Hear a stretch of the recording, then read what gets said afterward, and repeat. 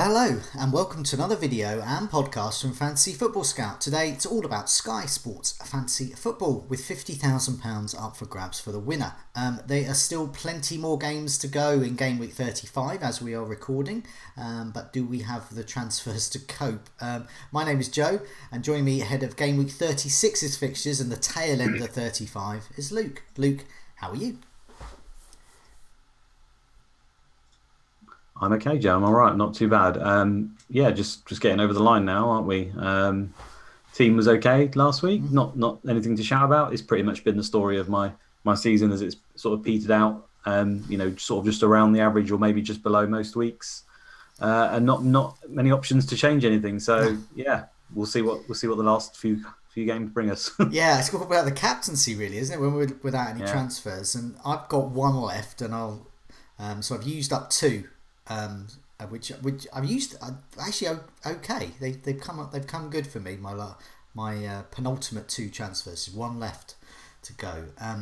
So before we have a look at our teams in a bit of detail, let's have a look at the latest tier 2 and the man of the match stars for the week. So men of the match, Luke Shaw, Reece James, Sacco. The Saka's in your team, isn't he? So yeah, that's pretty good. Harrison still doing well in the absence of some of those midfielders, Rafinha in particular at Leeds. Eze, Allen back from Everton and back to doing what he does, impressing the man in the stands. Callum Wilson, and we'll come to him in a sec, and my man Chris Wood.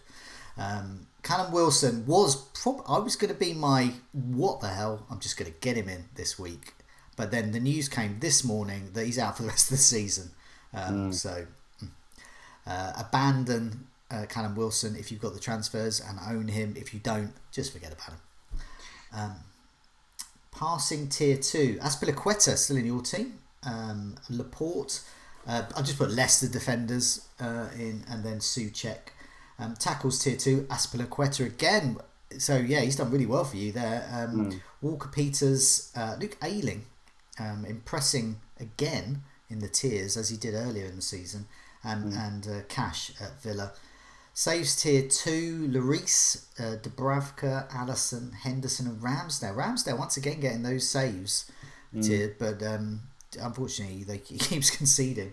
And shots tier 2, Ziyech, Callum Wilson, forget about him, Benteke and Traore. So not much to speak about there. So moving on to your team. So let's get up. So it's obviously similar to last week. So you can sort of go through sort of where you're at and what you plan to do. Because there'll be people listening and watching who probably maybe have no transfers left and we're thinking, what am I going to do? How am I going to maintain rank right, or get up the rankings and beat those with a transfer or two?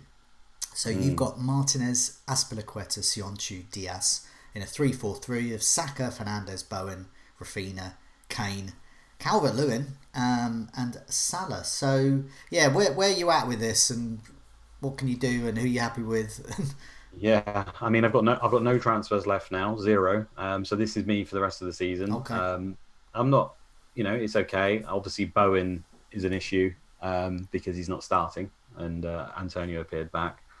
So I should have gone with Lingard, but I already talked about why I went for Bowen just to be a little bit different. But in any case, Lingard hasn't outscored Bowen particularly well anyway, so it's not cost me too much yet. Obviously, it could be. Bowen could have scored actually last game. I don't know if you saw when he came on, he missed close to an open goal, but it sort of bounced back at him. So fair enough.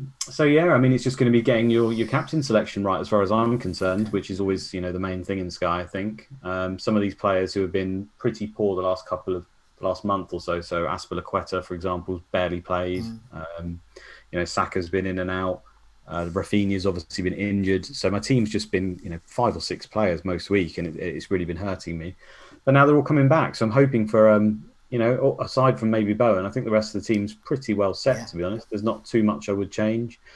So yeah, I mean, hopefully I can make up a little bit of ground in the last couple of weeks, and just try and nail those captains. But as for other people who have got transfers left, and I think it's what you're looking at, I think that Man City versus Newcastle game kind of sticks out because fixtures for Man City after that are good. Now, I appreciate there still could be some rotation there. But especially now when you add in the fact that Wilson's injured, Newcastle look like they're safe. I mean, it just feels like a very comfortable win is now possibly on the cards for that week. And I still think Man City will want to finish it in style potentially. Yeah. So I think that's where I'd probably be looking now is to maybe get a Man City asset that no one else has really got or is too afraid to get or hasn't got the transfers to do so.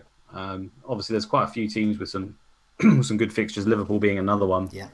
I think I'd probably look there for the likes of, if you haven't got Trent Alexander-Arnold, he's just been returning nearly every single week, so it seems a pretty no-brainer. Mane looked fantastic the other night and is a big differential, so I suppose you could also look that way. I'd probably edge towards the defender myself, but Mane is an option. And then obviously Leeds, like we've already discussed, have come back into it now with some really good games. So Stuart Dallas, those who've kept Stuart Dallas, well done. Yeah, I was on a pod with, I did my own little pod with Niall, who's a serial sort of top 50 finisher. And he did say, this is the time of the overhaul, he said, he can't really understand why everyone's moving away from Dallas because he's basically the perfect player in terms of he gets bonus, he gets goals, he plays every week, he plays in defence, and he's super cheap. Yeah.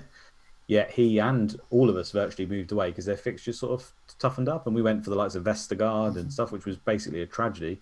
And I wish we'd listened to him because if he'd just left him in, I mean, he just continuously, even in the games where you think he's going to get nothing, he just pops up with something, usually a goal. You could argue it's a little bit of luck there. I would say that if he could play in Leeds' midfield for the rest of another 5 years, he may not hit that tally for goals. But what a player, and he's certainly an option for these last 3 games because he's just got such a high ceiling. Right, any game he plays, he could hit 15 points plus or something. Just pops up with those goals, and also there's the clean sheet potential. It's really strong clean sheet potential in the 3 remaining fixtures. There, so I've got Rafinha like you have, and so I feel okay with Leeds. But if I had more transfers, I would double up. I would because Leeds fixtures are so strong. But certainly, if I didn't have any Leeds coverage, but as you said, in terms of the captaincy, it's just that single match day we've got left. We've got options, lots of options. Most people will have options on most days, except for that Friday when Newcastle and Man City play. Moving on to my team. So I had 3 transfers left last week, so my team's completely different now. Because I'm in that position where I was top 500. I'm not really playing for any particular leagues or anything. I just want to see how high I can get, and I'm obviously not going to do that with the same players. I need to be a little bit different, and I've been trying to do that a little bit in my transfers. So I've got Martinez in goal, Holding, Wan-Bissaka, Alexander-Arnold, Lingard, Mason Mount, Fernandes, Rafinha, Iheanacho, Chris Wood, and Salah. And so I'm on 95, and I'm into the top 400. So I've gone up about 100 places by being different. So this is what we've spoken about. I was going to say last week we talked about Man United, and I said maybe go Wan-Bissaka over Maguire. And do you know what? And I was walking the dog with my son, and I said, excuse me, but I've just got to go alter my fantasy team. And so I just got my phone out. So I was on like about a minute really to do it, out in the countryside. And I was all set to do Maguire. I just thought surety of minutes. And then I don't know what it was. Maybe your voice carrying across the wind of the Somerset levels came back into my head. I thought, no, I'm going to get Wan-Bissaka. And it was that instant moment. And hey presto, Maguire gets injured. He's out probably for this rest of the league season. Wan-Bissaka got an assist, and he looks as nailed as anyone, as Maguire really, to play. So I'm expecting another game for him in game week 35, and to play the rest of the matches. It might not feature tonight versus Leicester, but I think that would have been the same for Maguire as well potentially. But it worked out. I mean, obviously can't argue, can't predict the injury, but I do think he's slightly better just for that assist potential. That's pretty much it. He has got quite a few this season, and he has got tackles in his locker when they both kind of meet passing. So it's just that extra upside, isn't it? And as a touted Chris Wood in, I got Chris Wood in. I was going to get him for Iheanacho, and then I just realised, I can get Chris Wood in for Sionchu, and I think I want to go into that Manchester United game with Iheanacho as captain rather than Sionchu, and I don't trust any of the United players to start. So that's what I was going to go for there. So I've got 1 transfer left. the other thing is who's not in here. So who's not in here? Well, Sionchu's not in here, but Harry Kane's not in here. I got rid of Harry Kane for Wan-Bissaka. Yeah, worked out so far. But in essence, I got rid of Harry Kane for Chris Wood, if you see what I mean. Moved it around. I'm not going to get Harry Kane back. And yeah, he may well do me some damage in the last few weeks. But I'm at the stage now where, if I go down 500 places, well, what am I going to remember from this season? That I was 800 or I was 300? But yeah, it doesn't make a difference now. By going for someone different, and that's what we're talking about, Man City player, probably a different one. I've got a chance of just moving up higher, just to see how far I can get. And I've done a little bit of research with Man City, so I've got a table I put up on the screen. This is all matches this season. So what I'm looking at really, as you mentioned about Newcastle, I mean, you've got Diaz. Anyone who's got Diaz, just captain Diaz, who's very likely to play, and you're looking at a huge. Looking at 10 points, I would have thought. Yeah, huge. Captain to 20, obviously. Yeah, huge breadth of points there. You're looking at 5 to 10 points a match if you captain them 10 to 20. That's just what you're looking at there. But I don't want to do that. I just think I'm going to go for someone a bit different. Now Aguero, despite his terrible penalty, which even I could have saved, he got in terms of minutes per shot on target. So this is whenever they play, most likely to get a shot on target. It's Aguero. He is leading Man City for that. For those, he's only had 11 appearances. He's had 2 goals from that. His expected goal involvement is 4 over those 11 appearances. It's not bad. And so I think I might go for him and just go, what the hell? And I'm pretty certain he'll play in that final fixture, and he's be, final hurrah, man of the match. What an end to the season, an uplifting end to the season. QPR style. I'm convinced he's going to play all 3 games because despite missing a penalty, I mean, and Pep being frustrated, I mean, that would happen. For me, that happens if any player misses the penalty. And the fact he tried a Panenka, you don't question Aguero, really. I mean, he's, you know what I mean? When it goes in, he looks amazing. He could quite easily just miss the side foot. It makes no difference.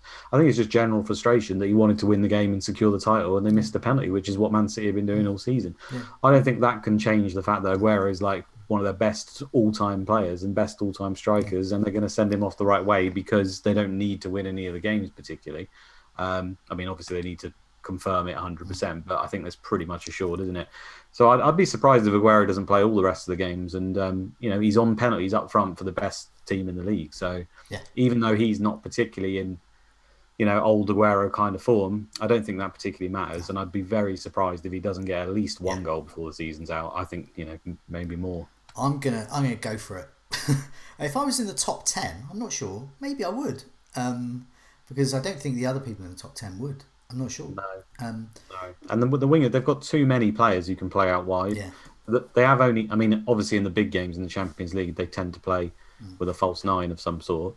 But I think in the league, it's pretty much Jesus and Aguero, and Aguero's leaving them. Yeah. So surely, to do him right, they're just going to play him. Plus, Jesus can play wide or in a 2, as we've seen. So I just think Aguero's not nailed, but I mean, that's impossible to say in a Pep team. But I think he's as close as anyone in the front line to play all the games. I mean, De Bruyne, obviously, if he's fit, there's some fitness concerns there. I'm just not convinced you're going to get the amount of games out of De Bruyne. I'm in a position, I've got 5 million in the bank, so for the final transfer, I can do whatever. So I might as well go for Aguero, I think. Foden is an option. I don't think you're going to get the volume of games, but you can get explosive. I mean, if you could tell me now Foden's going to, or Mahrez are going to play all of the games, they're not. I think they're just be the best option, but we don't know that. Don't know. Sterling quietly has been racking up some goals. Well, a goal in the last few weeks. But quietly, he's looked quite threatening recently. And I think the fixtures are there for him. Gundogan, Torres, Jesus, Bernardo Silva sort of also rans to consider. But I don't know. I'm just feeling, what the hell? Go for it. I think another one I want to add is Cancelo, because I think at the moment they seem to be playing Walker at right in the Champions League in the big games. They'll be playing Walker at right back, and then they play Zinchenko at left back. Usually, can be someone else. Can be Cancelo left back sometimes.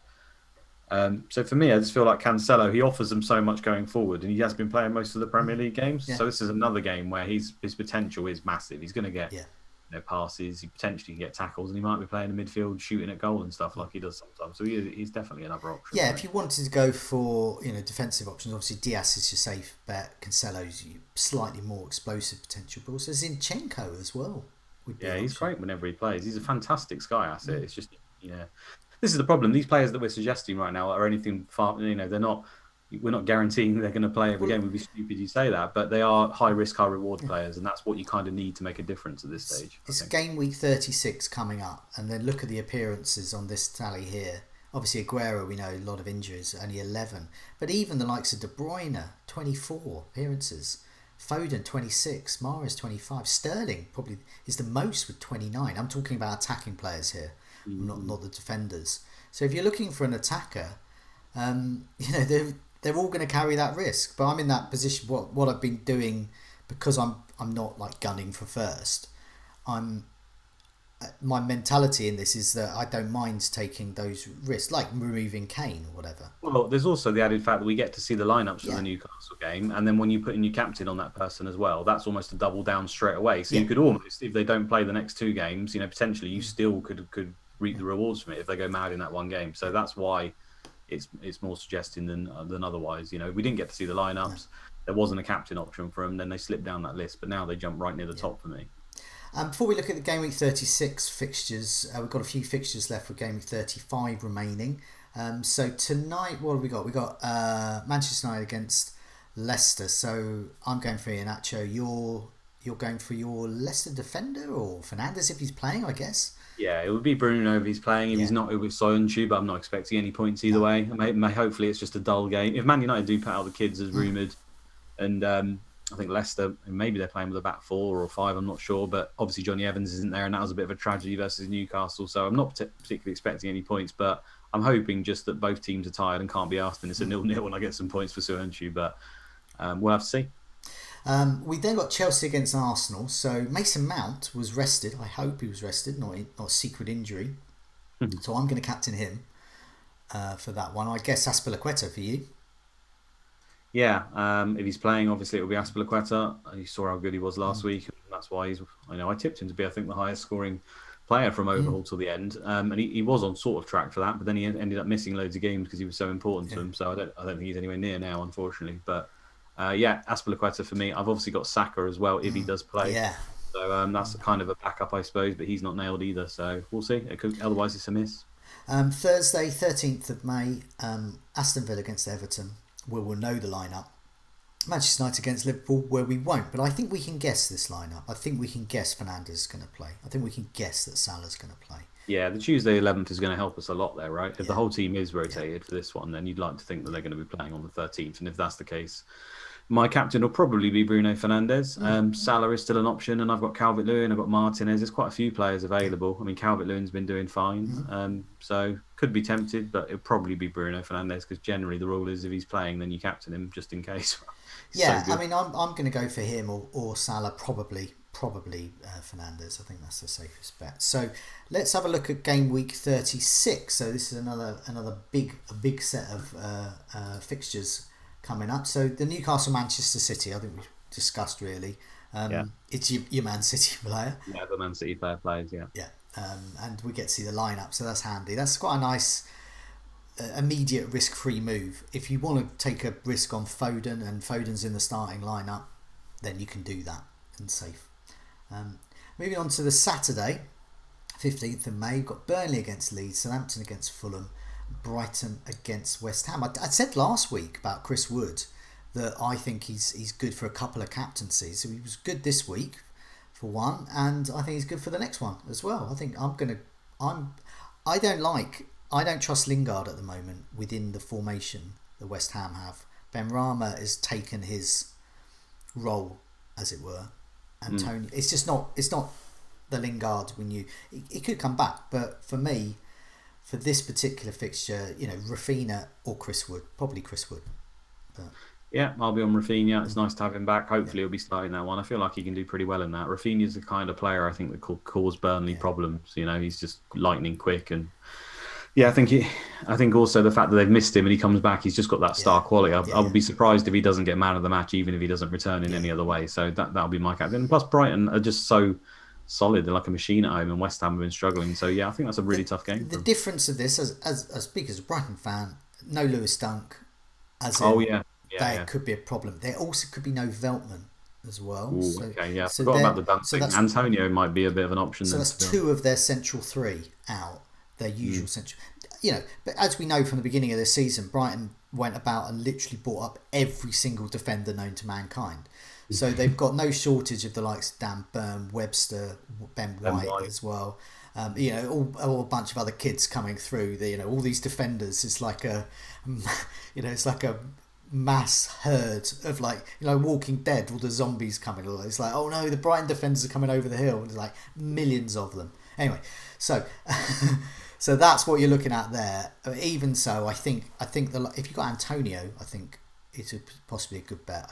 I still think there's a little risk with Lingard for this day, but obviously if you got Lewis Dunk, get him out. He's been great. Goodbye. And I think it was Ian Parran of Planet Sky was Yeah. he captained him, and I was saying, well, we mentioned that Lewis Dunk could be the best captain that day, and it really was a case of, blimey, how many points is he going to get? Yeah, he was on for an absolute monster haul. He Yeah. was on for clean sheet because it looked pretty nailed at that Yeah. time. Passes tier 2. Get man I of think the he had match, shots obviously. on target as well. Yeah, A goal, blatantly going to get man of the match. yeah. So It's going to be that's a yeah, game changing move that was, and then he got sent off, which is, as a Brighton fan, I know with Lewis Dunk, amazing, and then own goals, red cards. I mean, he's got that in his game. This is probably why Southgate doesn't pick him. I think it's when you if you imagine champ manager or football manager, you've got determination stat for someone. It's like his determination stat's above 20, and then he's got aggression above it as well, and it just causes him some issues occasionally. It got aggression above it, yeah. Little angry face above his head as he plays every game. He's just got that in him. It was a really pointless tackle as well. But anyway, moving on to the Sunday: Crystal Palace against Villa, Tottenham against Wolves, West Brom against Liverpool, Everton against Sheffield United. Some options here. I don't have Harry Kane, but I imagine Harry Kane's going to be very popular. Or Son. Salah against West Brom, he'd be my one. But Calvert-Lewin against Sheffield United, I think that looks the one probably. Yeah, to be honest, it's so hard to call this, isn't it? Kane, Salah, and Calvert-Lewin look the three standout picks this week, and that's my front line. So, no doubt, I'll get no points and captain the wrong one. But yeah, it doesn't look like you can lose. I mean, I think every centre forward or every sort of the main centre forward against Sheffield United for about the last 8 or 9 weeks has returned some sort of points. Yeah. So Calvert-Lewin, I'd expect he should do pretty well. I mean, I think Wolves are playing their kids at the moment quite a lot. I think they're giving people a run out. They've got nothing to play for. So they concern me there. I feel like Kane could do well. And then with West Brom, they're already they're down now, aren't they? So, Salah, he could go mad as well in that game. It's so tough. I might just go Calvert-Lewin to be different because I haven't got any. That's probably what I'll end up doing. But I'll probably have Calvert-Lewin first, maybe Salah second. I don't quite trust Spurs yet. I feel like, under Mason, potentially if they could share the points basically. Son and Bale can take it and quite easily be man of the match in that game. For Liverpool, I don't really see many other man of the matches. Mane's look good. Mane, Salah, maybe Trent. And then for Everton, it's basically Richarlison or Calvert-Lewin. They're the only two that ever stand out, I think, particularly. But actually, having said that, if James Rodriguez is back as well, that'll be another factor, I suppose. But yeah, Calvert-Lewin.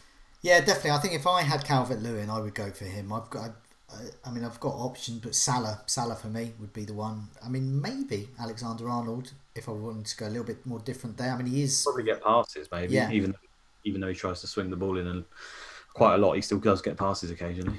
Now, the second half of the game week is a bit more interesting because we've got fans back for the home team. So I'm looking at this in terms of the home players. I think they're the ones that are going to pick up man of the match. I think they're the ones who are going to have the motivation to do well. And so Manchester United against Fulham, Fernandes looks the standout that day. Southampton against Leeds, Brighton against Man City, Chelsea against Leicester. It's hard to call. I mean, would I be right in saying that for that Tuesday? I mean, Fernandes at home to Fulham, at home in front of fans. Yeah. Yeah, just It's an obvious one, isn't it? Again, it's going to be one of these ones where there's only this week and then one more to go. And if you're nowhere near catching the person above you, you're probably going to have to captain someone different. I think Yeah. if you don't care about falling down. But for anyone else, I think Bruno Fernandes is just clearly the obvious pick here. I mean, Leeds forwards could do great versus Southampton. Man City could easily win 2-0 versus Brighton, keep passing bonus. Yes, Azpilicueta versus Leicester, if he plays, could easily get points.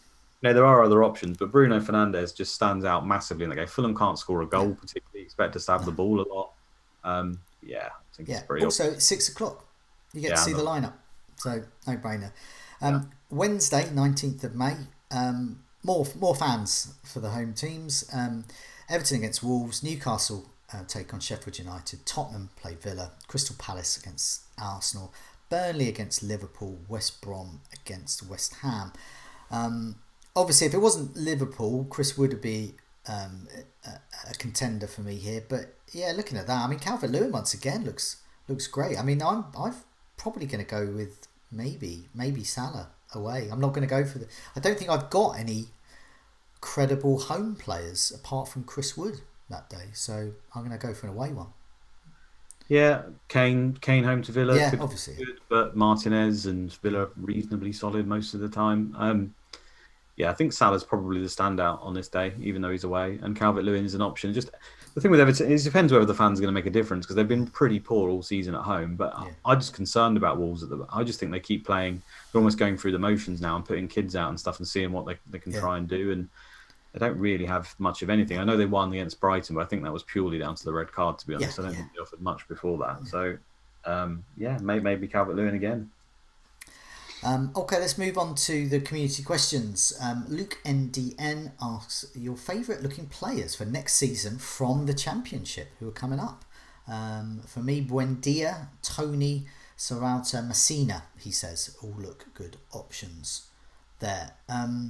So I've done a little bit of research. There's an immediate one. Get Buendia. He is the KDB of the Championship.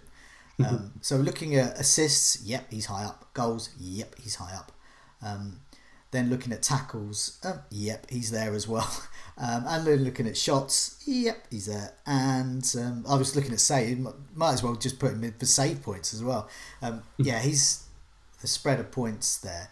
If you're looking for passing, it's the Dickensian law firm of Skip, Hanley and Rupp from Norwich with most accurate passes. Then Brentford's, I'm going to pronounce this completely wrong, so apologies, Brentford fans. If Brentford go up, they're currently in the playoff position. Josh Delver and Pontus Jansson are also strong on accurate passes. Should Brentford go up? If you're after tackle tier, Watford could be your place. Tom Cleverley and Jeremy Ngakia. And Buendia again, obviously, for Norwich. Shots, Brentford's Ivan Toney, 31 goals. Timo Pukki, 26 goals. And they're both obviously strongest on shots per game, along with, you guessed it, Buendia. Nice. And saves. Not Buendia. Tim Krul is second for Norwich's Tim Krul, rather, is second in the Championship in terms of saves per match. 2.6 saves a match. And only Stephen Bender at Swansea had more, 4. So the Swansea keeper looks good if Swansea go up. So Norwich and Watford going up, definitely. That's why I mentioned all those players. Brentford are in 3rd place currently, so looking short of a playoff position. They are, so those players are to be targeted, and that's why I mentioned the Swansea one. They're coming in 4th. Then you've got Barnsley and Bournemouth. So the familiar names there that we know and love, like David Brooks and all those others at Bournemouth. Yeah, so worth having a look at. Looking at this, I'm not sure how many games they've got left in the Championship. So Reading are 7 points off playoffs, and Cardiff 1 million points off. So I'm not sure whether they can sneak in. I'm not sure how many games they've got left. So yeah, they're the ones there. So yeah, some options, and I reckon they'll all be cheap as well because Sky don't like to do their research, do they? No, I was going to say this is the thing. It's all price dependent, of course, and sometimes Sky let some of the Championship teams in particular slip through the net. But I also think it's not necessarily their fault. Quite often these Championship teams come up and then they sign a load of players and stuff becomes unclear as to who's going to play. And often as well, whoever's the star in the Championship and then comes up, it ends up being a different player that ends up actually being the star once we get to the Premier League. That's happened a lot as well. I mean, when Buendia stands out a lot there, if he's quite cheap, I think it's just that he's going to be one of these guys you can just put in mid. When we struggle for midfielders, right, and if he's ticking all those boxes, then fair enough. I think the passing bonus is probably brave. I mean, there's not many teams that come up and then actually get the passing bonus. I know Fulham have managed to do it, but even the likes of their midfielders who can occasionally get passing bonus, it's just not enough, right? You need a little bit more as well. You need like a goal, assist, penalty, something with there, and it's not always the case. So keepers, I think, are always viable for all the teams. Even Ramsdale, they're getting relegated, but he's still picking up save bonus every week. Again, it will price dependent. If he was much cheaper than everyone else, I mean, Sam Johnstone this season's done well. I mean, there's always keepers that can do well. Generally, avoid the defenders unless they're incredibly cheap, just because those minus points are so harsh. But yeah, Buendia, and then obviously if Tony comes up and Pukki come up, they're going to be your sort of go-to captains, I would imagine, on particular days. So obviously they're going to struggle to score that volume of goals, but they look like options. So yeah, interesting to see. Yeah, it is interesting. So definitely Buendia. I mean, there is talk that he is Norwich's well, I guess Skip would be, but Skip's on loan. Would be Norwich's key best player, but Buendia, especially in terms of Sky. He's absolutely he could be a monster in this game. Could be an absolute monster.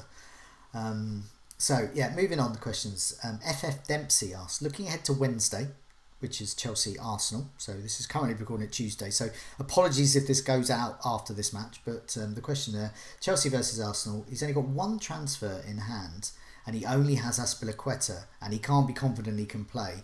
If he is rested, is it a case of just sitting this one out, or with his one transfer left, getting a Chelsea or indeed Arsenal player in? What do you reckon? I think Arsenal and Chelsea both do have like decent games to end the season, so you could use it now at that point. Like, I understand that, and captain one of them. I think that game probably screams like a 2-0 Chelsea, like every Chelsea game does. So maybe you could go there.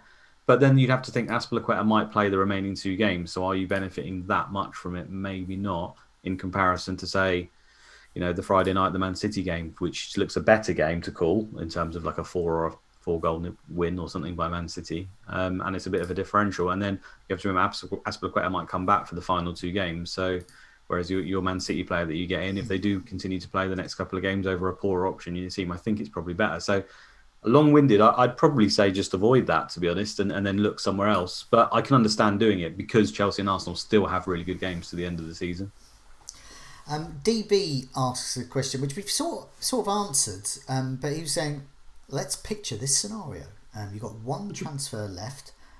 You can afford Iheanacho to either KDB or Aguero on Friday. They both start. Who do you go for? My answer is I'm going to go for Aguero. What do you reckon? Yeah, I think KDB. I think KDB is.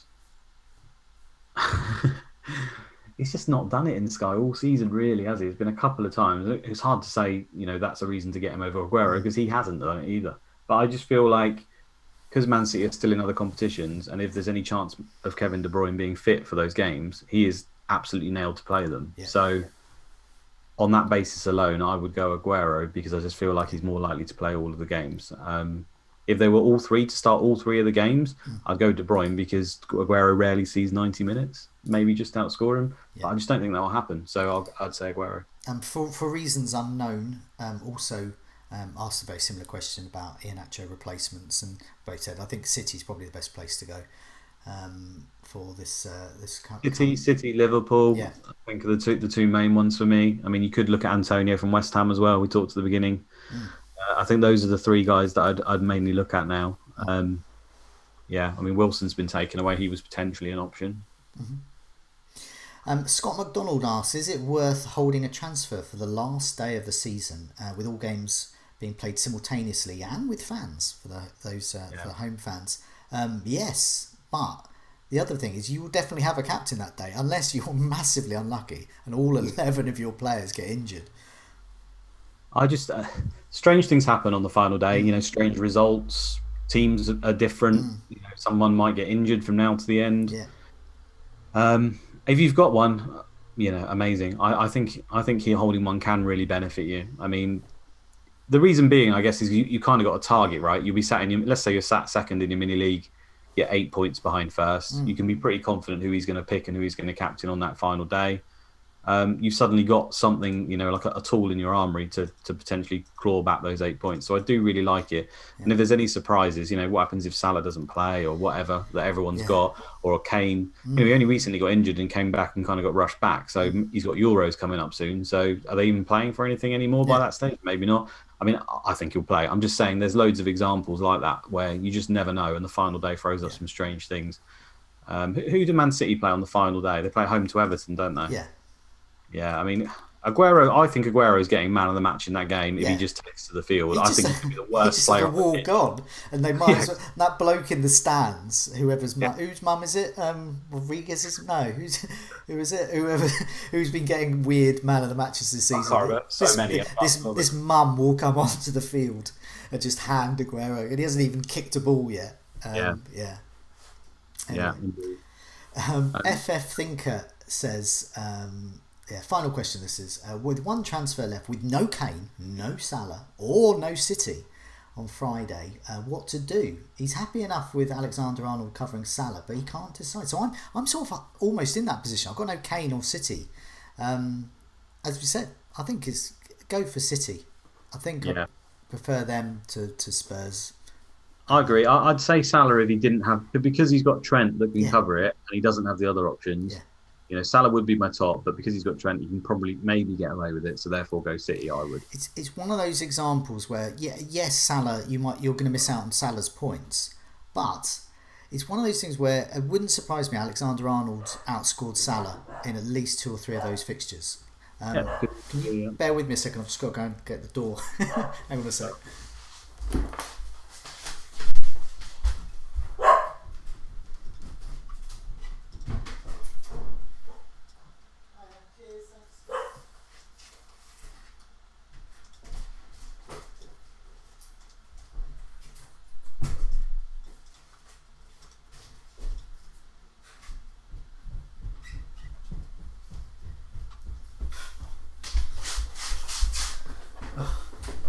Terrible timing. Because all we were going to do was say goodbye. Yeah. But just leave it in if you want. Just leave that in. So that's all of the questions covered. But just a reminder of some of those stats that we've used from the members area of Fantasy Football Scout. Do have a look at that. Also, if you've liked this episode, do press the like button. And do remember to subscribe on our YouTube channel and also wherever you receive our podcasts. But for the meantime, Luke, thanks so much for joining me and good luck with your game week in Sky. Cheers, Joe. Same to you, and I shall see you on the next one.